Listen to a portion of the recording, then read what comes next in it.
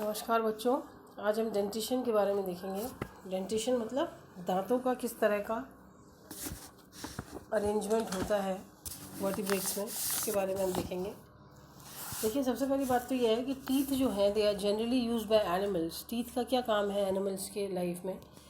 किसी भी चीज़ को मैस्टिकेट करने के लिए, मैनिपुलेट करने के लिए, चबाने के लिए काम आते हैं।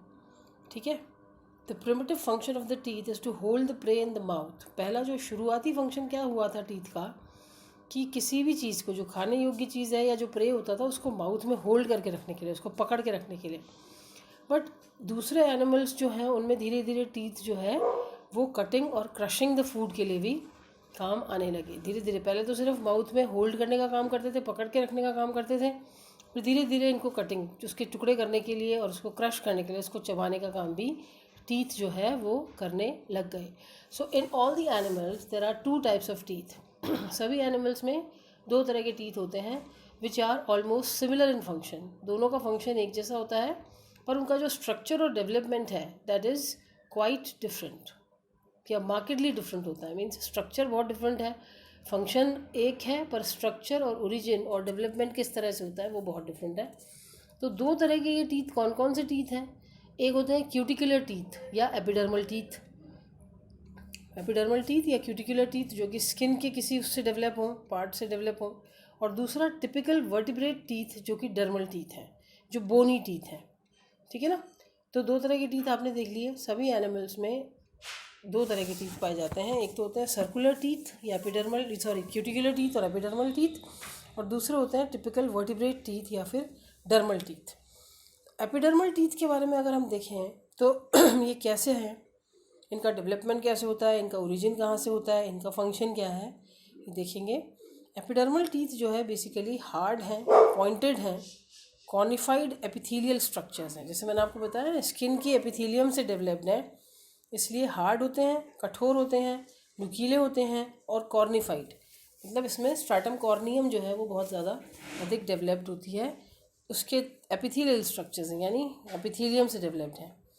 ये ज़्यादातर सबसे अच्छी तरीके से डेवलप किस में पाए जाते हैं? साइक्लोस्टोम्स में, जिनका सर्कुलर माउथ होता है, जैसे कि पेट्रोमाइजन्स में।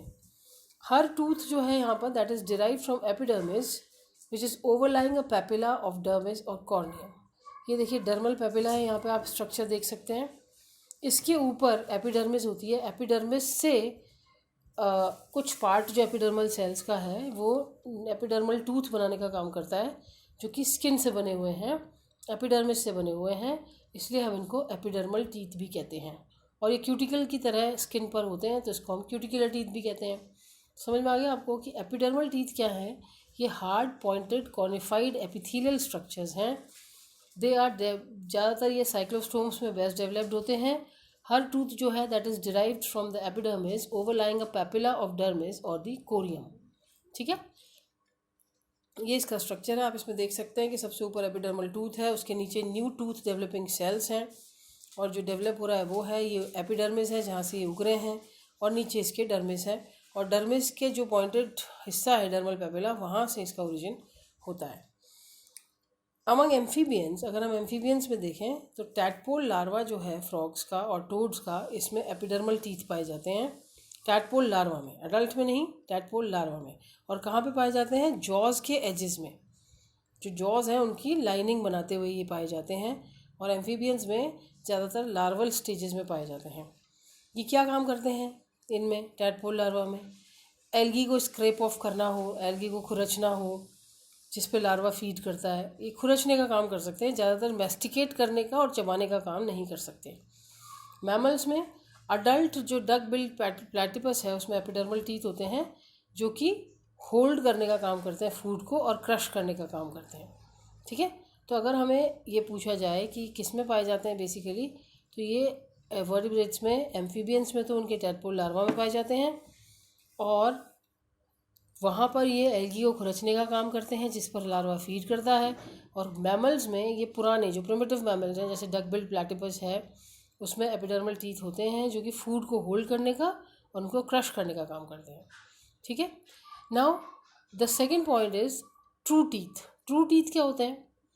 ट्रू टीथ जो है या ट्रू टूथ जो है, ये मॉडिफाइड रेमनेंट है बोनी डर्मल प्लेट्स का, ऑफ ऑस्ट्राकोडर्म्स एंड सर्टेन प्लैकोडर्म्स। अब ट्रू टीथ कहाँ से शुरू हो गए? फिशेस से शुरू हो गए, ऑस्ट्राकोडर्म्स से और सर्टेन प्लैकोडर्म्स में पाए जाते हैं। मॉडिफाइड रेमिनेंट्स हैं बोनी डर्मल प्लेट्स। बोनी डर्मल प्लेट्स किस में पाई जाती है? ऑस्ट्राकोडर्म्स और सर्टेन प्लैकोडर्म्स में पाई जाती है। वही बोनी डर्मल प्लेट्स जो हैं आगे जाकर मॉडिफाई हो जाती हैं ट्रू टीथ के स्ट्रक्चर में। अगर हम इसका स्ट्रक्चर देखें तो ये आप इसका डायग्राम देख सकते हैं। In all vertebrates the structure of tooth, सभी वर्टिब्रेट्स में जो स्ट्रक्चर है टूथ का ये बेसिकली सिमिलर होता है। देखिए सबसे ऊपर इनेमल है, उसके नीचे डेंटाइन है, फिर नीचे पल्प है, पल्प के नीचे रूट कैनाल है और उसके नीचे ये नर्व है, ठीक है, जिससे टीथ जुड़े होते हैं। इसका एरेस सेक्शन है।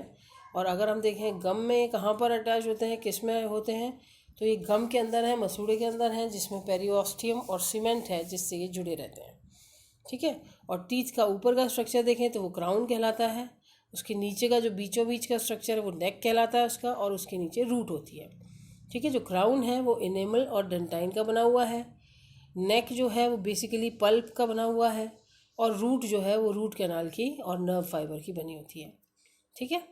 अब एक जो टिपिकल टूथ है that consist of two parts, दो पार्ट्स का बना होता है एक टिपिकल टूथ। एक तो एक्सपोज्ड पार्ट जो होता है जिसको हम क्राउन कहते हैं, जो हमें बाहर दिख रहा है वो क्राउन है, और एक अंदर की रूट होती है जो कि जॉज में, जो कि जबड़े में या जो जबड़ा है उसमें एम्बेडेड होती है, उसमें धसी हुई होती है, ठीक है ना। तो दो पार्ट्स हो गए इसके, क्राउन और रूट।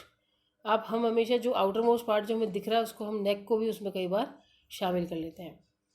तो जो आउटर मोस्ट पार्ट है क्राउन का that is covered with a thin layer of enamel. जैसे हम बार बार कहते हैं ना कि आपका इनेमल दांतों का इनेमल घिस जाएगा, तो ये जो आउटर मोस्ट पार्ट है जो हमें दिख रहा है बिल्कुल जो चमकदार लेयर होती है वो इनेमल कहलाती है। वो हार्ड होती है, वेरी हार्ड होती है, शाइनिंग होती है, and it is derived from the epithelium of the mouth cavity. Mouth cavity के एपिथेलियम से डिराइव्ड है, इसलिए ये एक्टोडर्मल इन ओरिजिन है, ठीक है ना। माउथ कैविटी जो है उसके एपिथेलियम से बनती है, इसलिए इसको हम एक्टोडर्मल ओरिजिन कहते हैं, क्योंकि ये एक्टोडर्मल लेयर की बनी होती है, ठीक है। ये तो हो गया टूथ का जो ऊपर वाला पार्ट है क्राउन, जिसको सबसे आउटर मोस्ट पार्ट है, जिसको हम थिन लेयर ऑफ इनेमल कहते हैं। काफ़ी हार्ड होती है, शाइनिंग होती है, और ये माउथ कैविटी के एपिथेलियम से डिराइव होती है, इसलिए एक्टोडर्मल इन ओरिजिन है। बीनीथ द एनिमल के जस्ट नीचे, जो कि हमने आपको स्ट्रक्चर में देखा था, देयर इज डेंटाइन। एक लेयर ऑफ डेंटाइन होती है that comprises major part of the tooth. ये तो एनिमल तो बहुत पतली सी लेयर हो गई, इसके नीचे जो है वो डेंटाइन है, जो सबसे ज़्यादा इंपॉर्टेंट पार्ट है दांत की। It comprises the major part of the tooth. Dentine resembles a bone, ये एक बोन की तरह लगता है, बट जो cells which produce it are arranged in a inner layer and the canaliculi, ठीक है।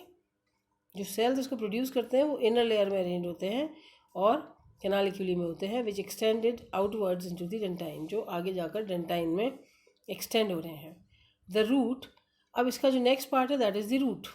रूट जो है which may be in the form of 1, 2 और 3 प्रोजेक्शंस। रूट जो है उसकी जड़ें हो सकती हैं कई सारी, एक अकेली भी हो सकती है, उसके एक और प्रोजेक्शन भी निकला हो सकता है।